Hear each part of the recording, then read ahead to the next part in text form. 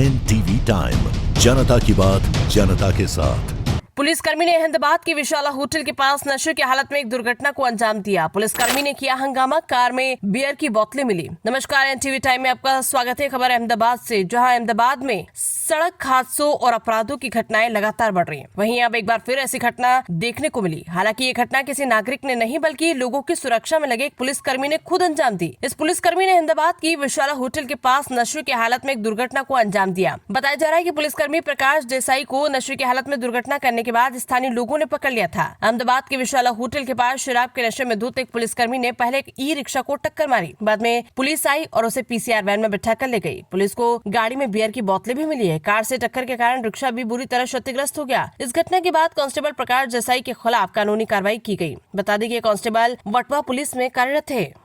સાહેબ, એક એક્સિડન્ટનો બનાવ બન્યો છે। પોલીસ કર્મચારી દ્વારા એક્સિડન્ટ કરવામાં આવ્યો તો શું વિગત, કઈ કલમ હેઠળ ગુનો દાખલ થયો, એના કાર્યવાહી કયા પ્રકારે? ગઈકાલે રાત્રે આશરે 12 વાગે ફરિયાદી આમિર અતુલભાઈ મંસૂરીએ ફરિયાદ આપેલી એ પ્રમાણે એમના પિતા અતુલભાઈ મંસૂરી પોતે બરફની ફેક્ટરી વિશાલાથી શાસ્ત્રી બીચ જવાના રોડ ઉપર કટ ઉપરથી રિક્ષા પોતાની કબજાની રિક્ષા લઈને જતા હતા। એ વખતે એક કાર ચાલક હોન્ડાઈ એસન્ટ મોડલની જે કાર છે એ ત્યાં લઈ જતા હતા અને એમણે રિક્ષાને અકસ્માત કરતાં એમને ગંભીર પ્રકારની ઇજાઓ થતાં સારવાર સિવિલ હોસ્પિટલમાં દાખલ કરવામાં આવેલો।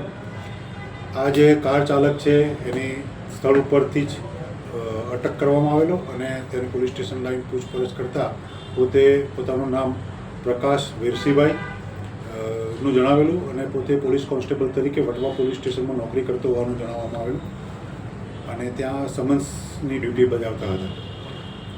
આ જે અકસ્માત બન્યો એના અનુસંધાનની અંદર BNS કલમ 281, 125 A, 125 B અને એમ્બેક્ટની જુદી જુદી કલમો હેઠળ ગુનો દાખલ કરવામાં આવેલ છે। આરોપીને અટક કરવામાં આવેલ છે। જ્યારે જે અકસ્માત થયો ત્યારે ગાડીમાંથી એક બિયરની બોટલ પણ મળી આવી હતી। આક્ષેપ છે કે પોલીસ કર્મચારી દારૂના નશામાં હતો। એ અંગે શું કાર્યવાહી ખરેખર પીધેલો હતો કે કેમ? જે કારની અંદરથી બોટલ મળી આવેલી છે એ દારૂની બોટલ મળી આવેલી છે, ખાલી બોટલ મળી આવેલી છે અને જે કર્મચારી છે પોલીસ કર્મચારી એ નશા હેઠળ હોય એવું જણાઈ આવતા એનો મેડિકલ સારવાર માટે મોકલી આપવામાં આવેલા અને FSLનું જે રિઝલ્ટ આવશે એ પ્રમાણે આગળ કાર્યવાહી કરવામાં આવશે। આગળની તપાસ કઈ દિશામાં રહેશે, ક્યાંથી આવતા હતા, કયા સંજોગોમાં બનાવ બન્યો, શું કહેવું છે પોલીસ કર્મચારીનો? પોલીસ કર્મચારી હાલ તો પોતાના બંદોબસ્ત પૂરો કરી અને ઘરેથી અહીંયા સરખેજ વિસ્તારની અંદર પોતાના અંગત કામ સારું જતા હોવાનું જણાવેલું છે, છતાં પણ આગળની તપાસ ચાલુ છે। ઓકે।